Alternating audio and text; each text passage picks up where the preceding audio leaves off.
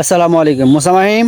জি বলো তো আমরা কোন দোকানদারকে জিনিসও দেই আবার টাকাও দিয়ে আসি? সেটা কোন দোকানদার যাদেরকে আমরা টাকাও দেই আবার ফির জিনিসও দিয়ে আসি?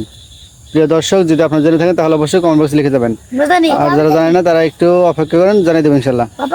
বলো বলো কি হবে বলো? ফুলের দোকান। হ্যাঁ, ফুলের দোকান। ফুলের দোকান। ফুল তো দিয়ে ফুল নিয়ে টাকা দিয়ে আসি। আমরা হচ্ছে এমন দোকানদার আছে যাকে টাকাও দেয় আবার জিনিসও দিয়ে আসি। সেটা কি, কোন দোকানদার?